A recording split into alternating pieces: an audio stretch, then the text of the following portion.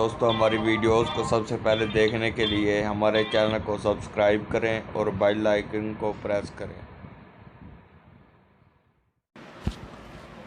السلام علیکم دوستو، میرا نام ہے محمد افضل اور آپ دیکھ رہے ہیں بھائی جان Android tips and tricks channel. تو دوستو احساس ایمرجنسی پروگرام کے تحت 5 نیو اپڈیٹس آئی ہیں جو ہمارے مسائل کا حل ہیں۔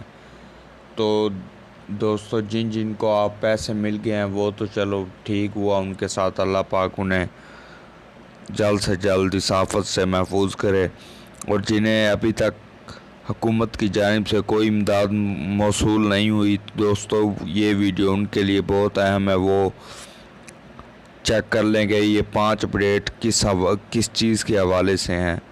تو دوستو جن کے پاس SMS آیا تھا کہ احساس ایمرجنسی کیش پروگرام کی طرف سے آپ کا یہ ID کارڈ نمبر اہلیت کے بارے میں کوئی جانچ پڑتال کے بعد مطالعہ کیا جائے گا، ان افراد کے لیے ایک خاص خبر یہ ہے کہ ان کی جانچ پڑتال 15 دن کے اندر ہو جائے گی اور 15 دن کے بعد ان کو 8171 سے میسج موصول ہوگا، یعنی کہ آج سے 15 دن بعد انہیں ایک پیغام موصول ہو جائے گا جس میں ان کو بتایا جائے گا کہ وہ اہل ہیں یا نہیں ہیں۔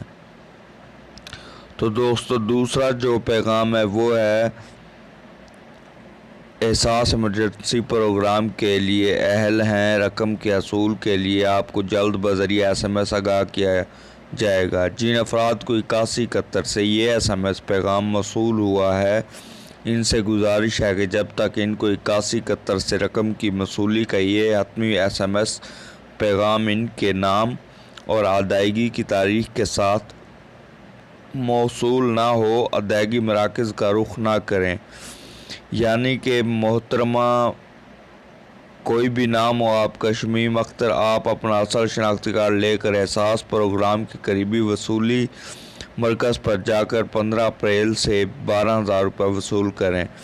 یہ میسج اگر آپ کو موصول ہوا ہے تو آپ جا کر اپنے پیسے لے سکتے ہیں۔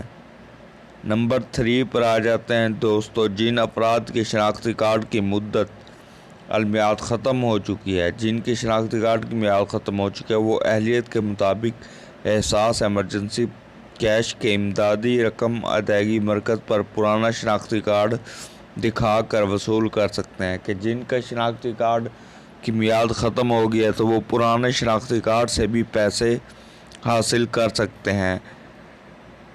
1 ستمبر 2019 کے بعد کی مدت المیعاد کی شرط اب ختم کر دی گئی ہے، مبارک ہو دوستو۔